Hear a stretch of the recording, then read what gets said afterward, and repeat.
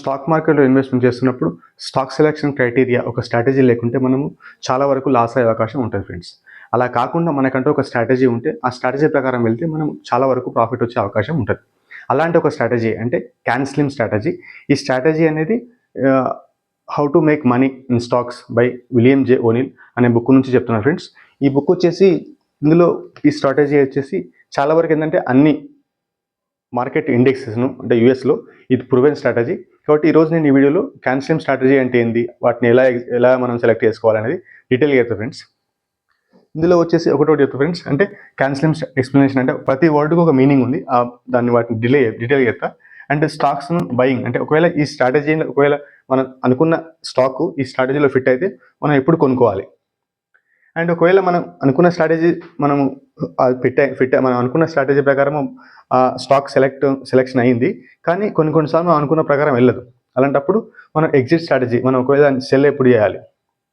And final నా conclusion friends, నా view అంటే ఇది ఏంటంటే ఒక రకమైన ఇది మనము మొమెంటమ్ టైప్. అంటే ఒకవేళ మనం సెలెక్షన్ ఎలా చేసుకోవాలి, ఎందుకంటే మనం స్టాక్ మార్కెట్లో మంచి రేట్ తేవాలంటే స్టాక్ సెలెక్షన్ చాలా ఇంపార్టెంట్. ఆ స్టాక్ సెలెక్షన్ ఎలా సెలెక్ట్ చేసుకోవాలనేది ఈ స్ట్రాటజీ చెప్తారు ఫ్రెండ్స్. ఇందులో ఒకటి క్యాన్ స్లిమ్ స్ట్రాటజీలో క్యాన్ స్లిమ్లో సి అంటే కరెంట్ క్వార్టర్లీ ఎర్నింగ్స్. అంటే మనం ఇప్పుడు నడుస్తున్న ఆ క్వార్టర్లీ ఎర్నింగ్స్ మన ప్రీవియస్ సేమ్ క్వార్టర్తో పోల్చుకుంటే ఎంత ఎక్కువ, అంటే ఎంత పర్సంటేజ్ ఎక్కువ రిటర్న్ ఉంది. ఒకవేళ 25% ఎర్నింగ్స్ ప్రీవియస్ ఇయర్తో పోల్చుకుంటే, ప్రీవియస్ ఇయర్ క్వార్టర్తో పోల్చుకుంటే 25% ఎక్స్ట్రా ఉండాలి దాని సేల్స్. అలా సేల్స్ ఎక్స్ట్రా ఉంటే ఏంటంటే ఆ కంపెనీకి ఫండమెంటల్స్ మంచిగా ఉన్నట్టు, ఆ కంపెనీ యొక్క చేసే బిజినెస్కు మంచి మోట్ ఉన్నట్టు. ఇట్లా మోట్ ఉన్న బిజినెస్లు ఏంటంటే లాంగ్ టర్మ్లో మనకు స్టాక్ అనేది ఎక్కువ గ్రో అయ్యే అవకాశం ఉంటుంది ఫ్రెండ్స్.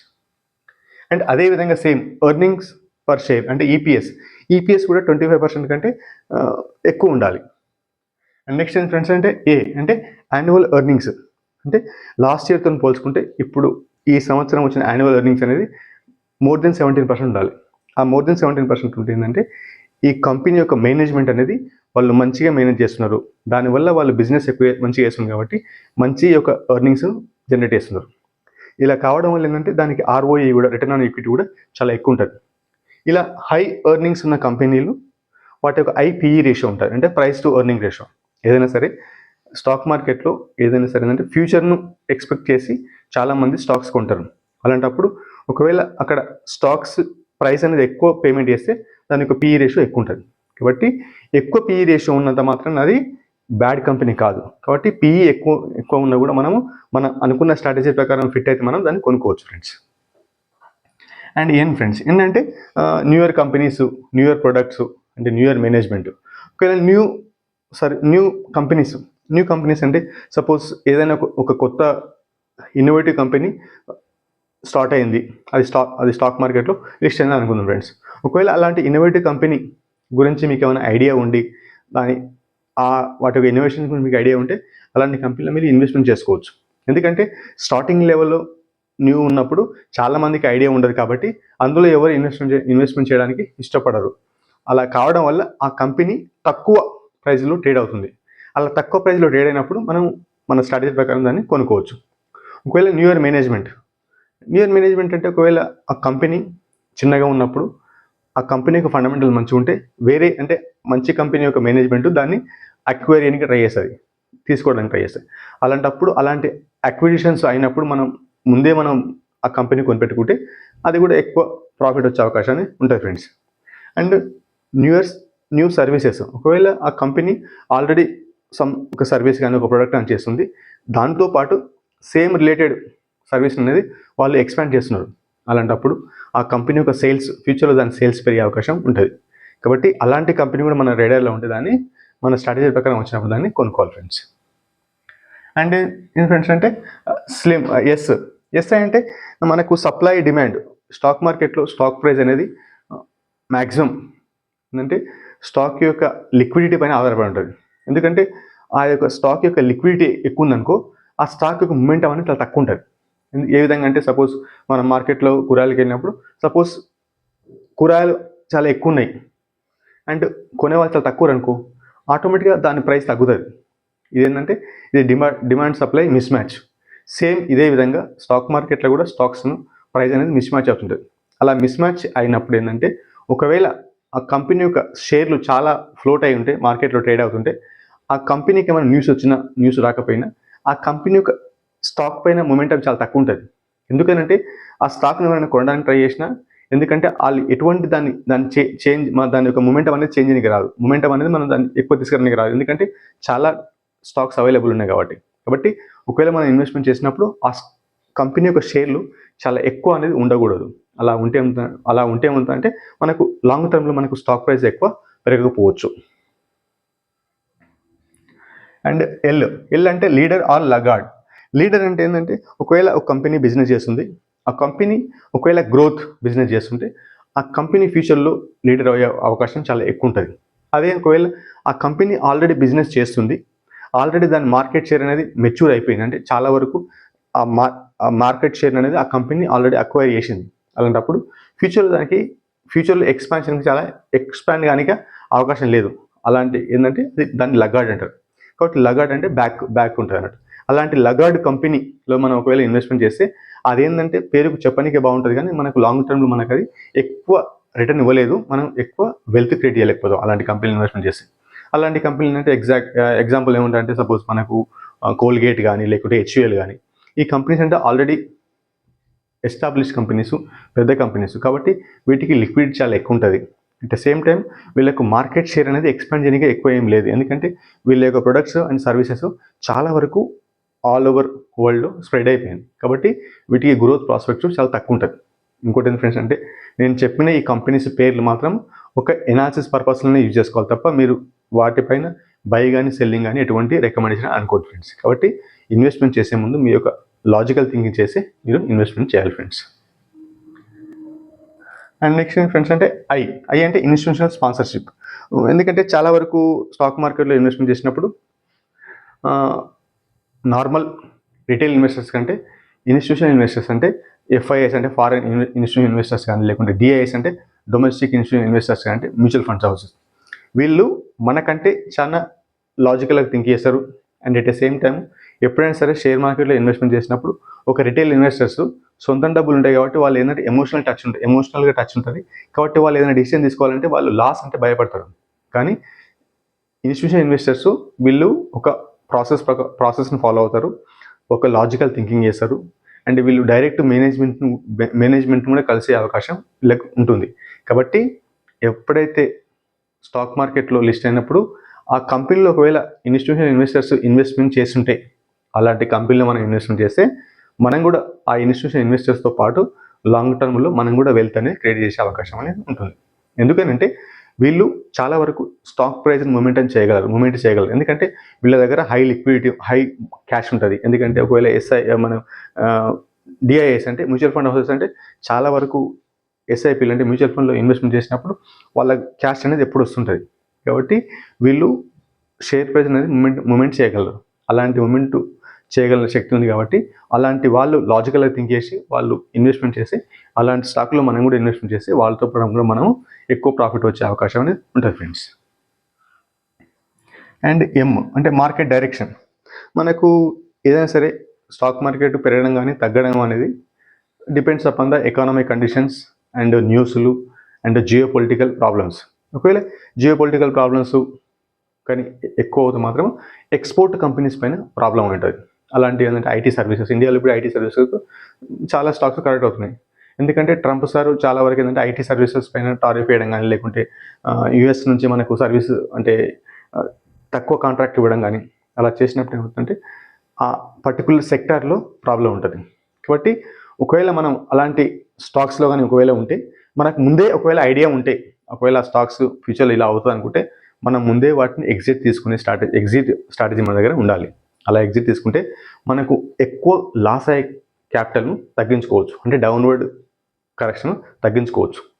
అలా కాకుండా ఒకవేళ మనము డౌన్వర్డ్ అవుతామంటే మనం కొనుక్కుంటూ వెళ్ళామనుకో, అప్పుడు మనకి లాస్ ఎక్కువ అవకాశం ఉంటుంది ఫ్రెండ్స్. కాబట్టి మనము స్టాక్ ప్రైస్ అనేది ఫ్యూచర్ ఆలోచించే పెరుగుతుంది. కాబట్టి ఒకవేళ స్టాక్ ఇండెక్స్ తగ్గుతుంటే మన స్టాక్స్ ఆటోమేటిక్గా తగ్గుతాయి, ఒకవేళ మన స్టాక్స్ ఇండెక్స్లో ఉంటే. అండ్ ఇండెక్స్ ఉన్నా లేకపోయినా లార్జ్ క్యాప్ అనేది తక్కువ తగ్గుతుంది, స్మాల్ క్యాప్ మిడ్ క్యాప్ అనేది ఎక్కువ తగ్గుతుంది. కాబట్టి మార్కెట్ డైరెక్షన్ చూసుకొని కూడా మనము కొనే ముందు ఆలోచించాలి ఫ్రెండ్స్. అండ్ ఇంతవరకు మీ వీడియో చూసినట్టయితే అండ్ లైక్ చేయండి ఫ్రెండ్స్. నేను చెప్పే కాన్సెప్ట్ మీకు మంచిగా అర్థమైతే మాత్రం మీ ఫ్రెండ్స్కి ఫార్వర్డ్ చేయండి. ఒకవేళ నేను చెప్పే కాన్సెప్ట్ మీకు మంచిగా అర్థమవుతలేదు, నేను ఇంకా ఇంప్రూవ్మెంట్ చేసుకోవాలంటే మాత్రం కమెంట్ చేయండి. నేను నెక్స్ట్ వీడియో నుంచి ఇంప్రూవ్మెంట్ చేసుకుని ట్రై చేస్తాను ఫ్రెండ్స్. అండ్ నెక్స్ట్ ఏం ఫ్రెండ్స్ అంటే stocks buying strategy. Stocks buying strategy అంటే మనకి ఈ క్యాన్సిలింగ్ స్ట్రాటజీలో మనకి ఈ పాయింట్స్ అన్ని మనకు టిక్ అనుకుంటే, ఈ పాయింట్స్ అన్ని టిక్ అనుకుంటే మనము స్టాక్స్ మరి ఎప్పుడు కొనాలి?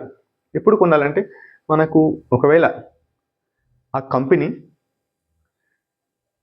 హై వాల్యూమ్తోని, ఒకవేళ చాలామంది హై వాల్యూమ్తోని కొన్నప్పుడు, డిఐఎస్ కానీ లేకుంటే ఎఫ్ఐఎస్ కానీ అలాంటి ఇన్స్టిట్యూషన్స్ కొన్నప్పుడు దాని యొక్క ప్రైస్ అనేది హై వాల్యూమ్తోని, దాని షేర్స్ అనేది హై వాల్యూమ్తోని ఎక్కువ కొంటారు.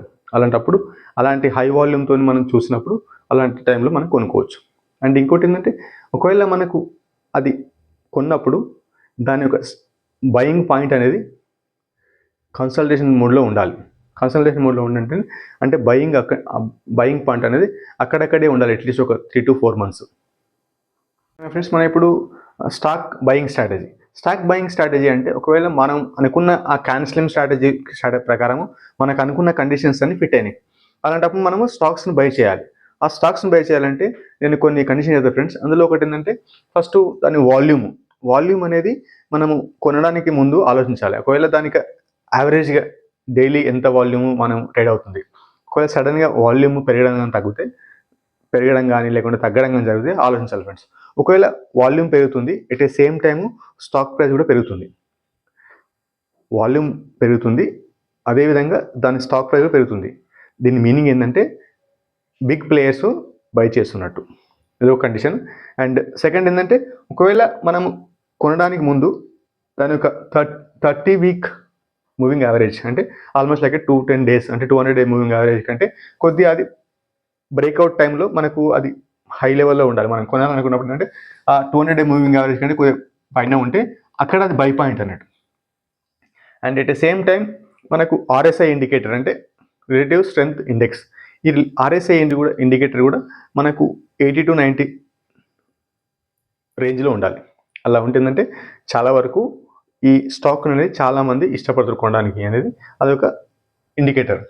అంటే ఇలాంటి కండిషన్స్ మనకు ఫిల్ అయినప్పుడు మనం స్టాక్ అనేది అక్యుములేషన్ స్టార్ట్ చేసుకోవచ్చు.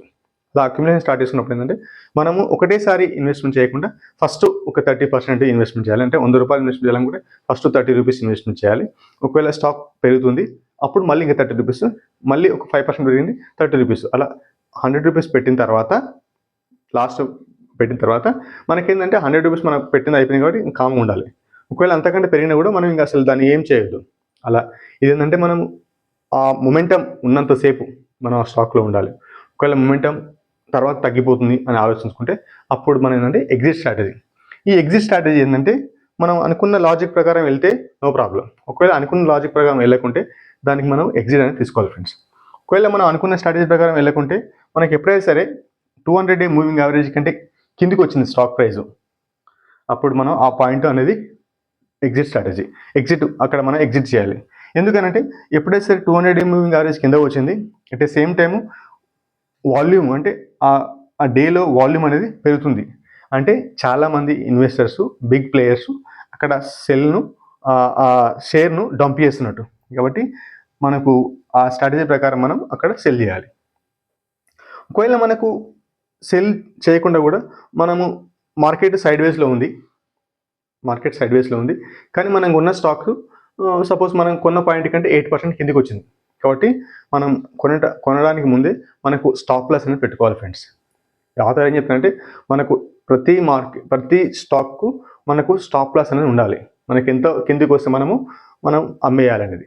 ఒకవేళ బుల్ మార్కెట్లో అయితే మనము 8% వరకు కిందికి వస్తే అమ్మేసుకోవచ్చు. ఒకవేళ అదే నువ్వు సెల్ చేయాలనుకుంటే, ప్రాఫిట్ లేదంటే అట్లీస్ట్ మనం అమ్మాలనుకుంటే 20% ప్రాఫిట్ వస్తే అమ్ముకోవచ్చు. ఓకేనా. అండ్ ఒకవేళ మనకు బియర్ మార్కెట్లో ఉంటే ఒకవేళ కిందికి వచ్చినప్పుడు మనం 15% వరకు వెయిట్ చేసుకోవచ్చు. 15% వెయిట్ చేసుకొని అమ్మేసేయాలి. ఎందుకంటే మనకు అది స్టాప్ పోతుంది, అది మనకు లాస్ అవుతుంది, నో ప్రాబ్లం. కానీ మనకు ప్రాఫిట్ వచ్చినప్పుడు 20%, లాస్ అయినప్పుడు 8 to 15% మనకు ఇట్లా చేసుకుంటే మనకి ఏంటంటే ఇదే ప్రాసెస్ రిపీట్ చేసుకుంటే మనము లాంగ్ టర్మ్లో ఎక్కువ ప్రాఫిట్ అనేది మనం స్టాక్స్ నుంచి క్రియేట్ చేసుకోవచ్చు ఫ్రెండ్స్. ఫైనల్గా కన్క్లూజన్ ఫ్రెండ్స్ అంటే ఒకవేళ మీరు ఇన్వెస్టర్ అయితే మాత్రం ఆ బుక్ను అంటే how to make money in stocks అనే ఈ బుక్ను మీరు ఒకసారి చదివితే మాత్రం మీకు కంప్లీట్గా ఐడియా వస్తుంది ఫ్రెండ్స్. దీన్ని బట్టి మీకు ఏమవుతుందంటే అసలు ఇందులో డిఫరెంట్ అంటే డిఫరెంట్ లాజిక్స్ అండ్ మనకు ఆథర్ ఏం చెప్తారంటే వాళ్ళ కంపెనీకి ఎగ్జాంపుల్స్ కూడా చెప్తాడు. అలాంటప్పుడు మనకి ఏంటంటే మనకు ఇండియన్ కాంటెక్స్ట్లో అతను యూఎస్లో కంపెనీస్ గురించి చెప్పిండు, అదే మనం ఇండియన్ కాంటెక్స్ట్లో మనం ఎట్లా దాన్ని యూజ్ చేసుకోవాలనేది తెలుస్తుంది. కాబట్టి మీరు తప్పనిసరిగా ఈ బుక్ చదవండి. ఈ బుక్ చదివితే మీరు లాంగ్ టర్మ్లో స్టాక్ సెలెక్షన్ అనేది మీకు లాజిక్ ప్రకారం సెలెక్ట్ చేసుకొని ఉంటారు ఫ్రెండ్స్. ఓకేనా friends, and thank you very much friends. ఇంతవరకు మీరు వీడియో ఇచ్చినట్టయితే లైక్ చేయండి ఫ్రెండ్స్. అండ్ నేను చెప్పే కాన్సెప్ట్ మంచిగా అనిపిస్తే మాత్రం మీ ఫ్రెండ్స్కు షేర్ చేయండి. అండ్ నేను చెప్పే వీడియో మీకు ఎలా అనిపించిందో కామెంట్ రూపంలో చెప్పండి. అండ్ ఇలాంటి బేసిక్ ఫైనాన్షియల్ అవేర్నెస్ కోసం కానీ, లేకుంటే మ్యూచువల్ ఫండ్స్ గురించి కానీ, ఎన్పిఎస్ గురించి కానీ మీకు అప్డేట్గా కావాలంటే మాత్రం నా ఛానల్ సబ్స్క్రైబ్ చేసుకోండి friends. And thank you very much.